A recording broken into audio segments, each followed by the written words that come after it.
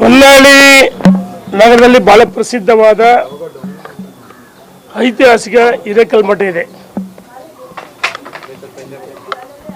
ಇದೇ ತಿಂಗಳು 27, 28, ಮಾರ್ಚ್ 1, 2 4 ದಿವಸಗಳ ಕಾಲ ರಾಜ್ಯ ಮಟ್ಟದ ಕೃಷಿ ಮೇಳ ಇದೆ. ಕೃಷಿ ಮೇಳಕ್ಕೆ ಈ ಹಿಂದೆ 2021ರಲ್ಲೂ ಸಹ ಸನ್ಮಾನ್ಯ ಡಿ ಕೆ ಶಿವಕುಮಾರ್ ಅವರು, ಸಿದ್ದರಾಮಯ್ಯನವರು ಬಂದರು, ಅಂದಿನ ಮುಖ್ಯಮಂತ್ರಿ ಯಡಿಯೂರಪ್ಪನವರು ಸಹ ಬಂದಿದ್ದರು. ಇಂದು ಡಿ ಕೆ ಶಿವಕುಮಾರ್ ಉಪಮುಖ್ಯಮಂತ್ರಿ ಭೇಟಿ ಮಾಡಿ ಕಾರ್ಯಕ್ರಮಕ್ಕೆ ಆಹ್ವಾನ ಮಾಡಿದ್ದೀನಿ. 1ನೇ ತಾರೀಕು ರಂಭಾಪುರಿ ಮಠಕ್ಕೆ ಹೋಗ್ತೀವಿ ಅಂತ ಹೇಳಿದ್ರೆ, ರಂಭಾಪುರಿ ಪೀಠದಿಂದ, ಯಾಕಂದರೆ ಹೊನ್ನಾಳಿ ಮಧ್ಯ ಕರ್ನಾಟಕ ನಡೆದಾಡುವ ದೇವರು ಅಂತ ಹೇಳ್ತಾರೆ, ಸುಪ್ರಸಿದ್ಧವಾದ ಮಠ, ಜಾತ್ಯತೀತ ಮಠ.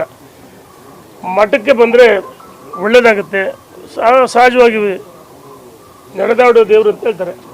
ಆ ಮಠಕ್ಕೆ ಆಹ್ವಾನ ಮಾಡಿದ್ದೀನಿ. ಇವತ್ತು ಸಂಜೆ ಒಳಗಾಗಿ ಈಗಾಗಲೇ 1ನೇ ತಾರೀಕು ಬರ್ತೀವಿ ಅಂತ ಹೇಳಿದರೆ ಬರೋದಕ್ಕೆ ಆಹ್ವಾನ ಕೊಟ್ಟಿದ್ದೀನಿ. ಹಾಗಾಗಿ ಭೇಟಿ ಸಹಜವಾಗಿ ಈ ರಾಜ್ಯ ಮಟ್ಟದ ಕೃಷಿ ಮೇಳ ಬಗ್ಗೆ ನಾನು ಚರ್ಚೆ ಮಾಡಿದ್ದೀನಿ. ರಾಜಕೀಯವಾಗಿ ಯಾವುದೂ ಚರ್ಚೆ ಇಲ್ಲ. ಮೊನ್ನೆ ಹೊನ್ನಾಳಿ ಸೇವಾಲಾಲ್ ಜಯಂತಿ ಬಂದ ಸಂದರ್ಭದಲ್ಲಿ ಅವತ್ತು ಸಹ ಬಂದಿದ್ದರು. ಭಾಳ ಪ್ರೀತಿಯಿಂದ ನಾವು ಸ್ವಾಗತ ಮಾಡಿದ್ವಿ. ಅದೇ ರೀತಿ ಸಹಜವಾಗಿ ಚರ್ಚೆ ಆಗ್ತದೆ, ಬೇರೆ ಏನಿಲ್ಲ. ಸಹಜವಾಗಿ ಈ ಟೈಮಲ್ಲಿ ಕಾಂಗ್ರೆಸ್ ಒಂದು ಚರ್ಚೆ ನಡೀತಿದೆ ಪವರ್ ಶೇರಿಂಗ್ ವಿಚಾರದಲ್ಲಿ. ಏನೋ ಅಧಿಕಾರ ಬದಲಾವಣೆ ಕರೆದು ಮಾತಾಡ್ತಾರೆ, ಹೈಕಮಾಂಡಿಗೆ ಸಾಕಷ್ಟು ಚರ್ಚೆ ನಡೀತಿದೆ. ನನಗೆ ಮಾಹಿತಿ ಇಲ್ಲ. ನೀವೊಬ್ಬ ರಾಜಕೀಯ ನಾಯಕ, ಹೌದು, ಪಕ್ಷ ಬೇರೆ ಇರ್ಬೋದು. ನಾನೊಬ್ಬ ಸಾಮಾನ್ಯ ಕಾರ್ಯಕರ್ತ. ನೋಡಿ, ರಾಜಕೀಯ ಹೊರತುಪಡಿಸಿ ನಮ್ಮ ಡಿ ಕೆ ಶಿವಕುಮಾರ್ ಬಗ್ಗೆ ಭಾಳ ವಿಶ್ವಾಸ ಇದೆ, ಭಾಳ ಅನ್ಯೋನ್ಯತೆ ಇದೆ.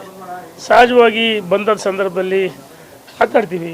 ಆದರೆ ರಾಜಕೀಯವಾಗಿ ಯಾವುದೂ ಚರ್ಚೆ, ಪವರ್ ಶೇರಿಂಗು ಪಕ್ಷದ ಬಿಟ್ಟು ಬಿಟ್ಟಂತ ವಿಚಾರ. ಜೆಡಿಎಸ್ ಬಿಜೆಪಿ ಮೈತ್ರಿ ಬಗ್ಗೆ ಕೆಲವು ನಾಯಕರು ಅಪಸ್ವರ ಎತ್ತುತ್ತಾ ಇದ್ದಾರೆ ಸರ್. ಹಳೆ ಮೈತ್ರಿ ಈಗ ಒಂದು ಆಯಾ ಭಾಗದ ನಾಯಕರಿಗೆ ಮೈತ್ರಿ ಬೇಕೋ ಬೇಡ ಅಂತ ಅಲ್ಲಿ ಯೋಚನೆ ಮಾಡ್ತಾರೆ. ಅಂತಿಮವಾಗಿ ನಮ್ಮ ಹೈಕಮಾಂಡ್, ರಾಷ್ಟ್ರೀಯ ಪ್ರಧಾನಮಂತ್ರಿಗಳು, ರಾಷ್ಟ್ರೀಯ ಅಧ್ಯಕ್ಷರು, ರಾಜ್ಯದ ಅಧ್ಯಕ್ಷರು ಚರ್ಚೆ ಮಾಡಿ ತೀರ್ಮಾನ ತೆಗೆದುಕೊಂಡು, ಅದು ನನ್ನ ಹಂತದಲ್ಲಿ ಅಂತಲ್ಲ, ತೀರ್ಮಾನ ಮಾಡ್ತಾರೆ. Thank you. Okay, thank you.